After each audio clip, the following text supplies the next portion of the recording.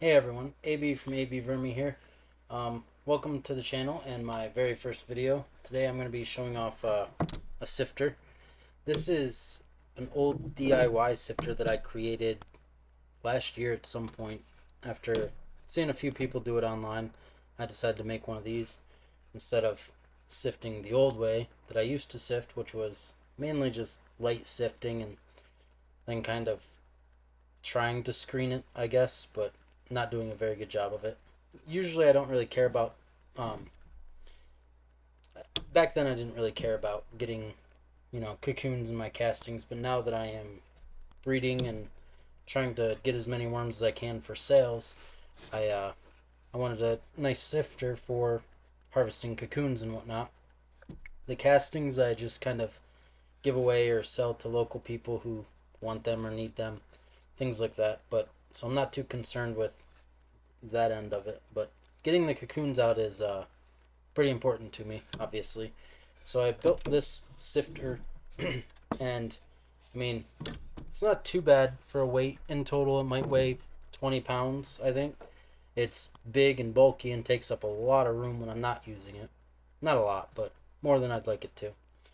So I posted a few pictures of this the other day on Instagram when I was sifting, and as you can see, I just got two wheels on there just to make it, because it made it easier. And I do recommend, if you're gonna build one like this, definitely having the two wheels on the front like that helps a lot.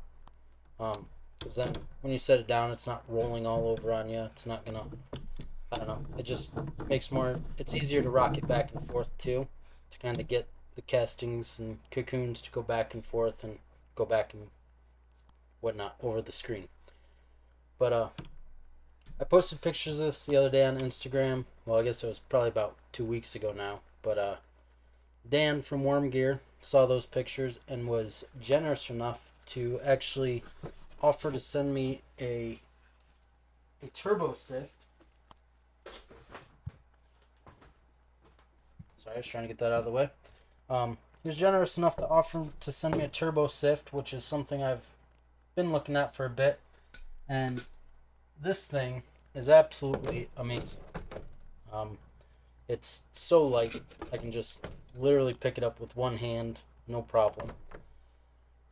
And it glides so smooth that, uh, I mean, it's so quiet compared to my big wooden sifter. And it's enjoyable to just sit here and sift. I have used it to sift, I think these were at 4 millimeters I sifted these castings down to. Um, I'm going to use the 3 millimeter right now just to kind of show how it works a little bit. This is the 3 millimeter. Sure you can see that. But yeah, WormGear did Dan. I mean, they all. I don't know how many people work for them, or if it's just Dan and a couple people, but WormGear did an amazing job on this product. It's so well done, and it feels durable.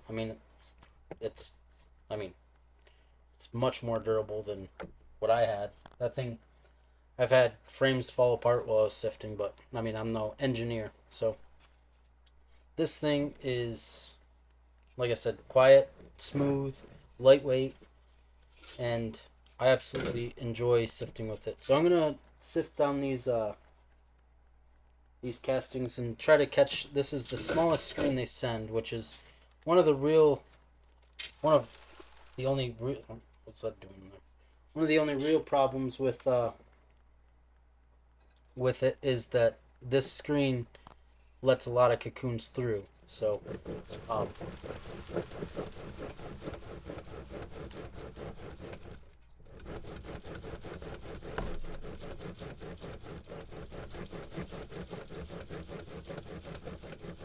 obviously, like I said, these are already sifted down, so there's not too much to save here. There is some cocoons in here. You can see them there, some baby worms and whatnot.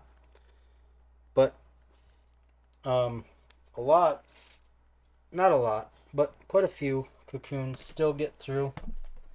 There's still a couple down in here that happen to make their way through the screen, which is fine. It's not a huge deal. I generally go through and hand pick out all of my cocoons from the castings, so I'm not too worried about it. That being said, that is one of the only. It's not even really a problem. It's just like a minor inconvenience, I guess. And I think Dan had said that they were planning to address that and get another screen size. The other thing that I don't know, suggest is a softer, maybe padded handle, because I don't know, maybe it's just me, but my hands are really sensitive to like sharp edges. Not that this is sharp, it's just not, I don't know the word. It's not rounded. Maybe even just rounding that edge underneath here would be nice. But I got this little pipe insulation thing. I popped that on there, and that's so much better already. I mean, I just push my knuckle up against that, which I like doing anyways because I like it to feel kind of steady. So, but that and I think that was really the only two suggestions I had for WormGear to change anything on this. I know that these wheels, like the width of it, don't fit some of my older bins. I'm not sure if that's because the older bins are older and kind of pushed out at the sides. Could very well just be that. They're kind of a cheaper build than what these are too. This is a brand new bin that I just got, and it fits perfectly on there like it's supposed to. That's what it's measured out for. So it fits great, slides great, it rolls so smooth, and it's quiet. And the lightweight thing is what gets me. Lifting this thing up to dump it, like when I have to empty out the overs into the bins, that is absolutely nothing compared to doing it with this. This was an absolute drain on my shoulder to turn and empty that thing out. I mean, sometimes a couple hundred times a day when I was harvesting. And sometimes it was a couple hundred times a day for 3 or 4 days straight. So doing this with, look, this is just so lightweight that I love it. It's quick and easy. It pops right back in there, and I don't really have to think about much. I mean, even if you miss, it just kind of glides right back down. You might kind of have to wiggle it in there a little bit, but it's not too bad. So that's pretty much the product. Thank you again to Dan at WormGear and WormGear themselves. If you guys want to check this Turbo Sift out, it's at wormgear.com. I'll leave a link in the description to kind of help you get there if you need to.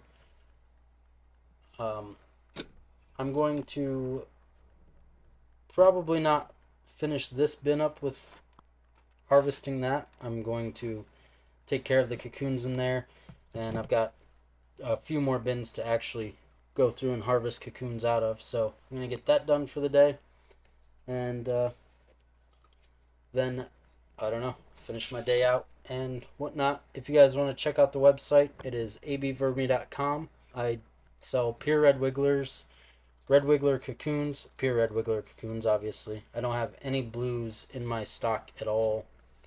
I don't know that a blue worm has ever been inside this barn since I built it last year. So I have those up for sale. I also have worm chow. That's just kind of a mix. That's exactly what I feed my worms every day or two, whenever they need it, really. But we'll get more into talking about how I feed and what I feed in another video. I just wanted to show off this product for a bit, and yeah, that's about it. Thank you guys for watching. Bye.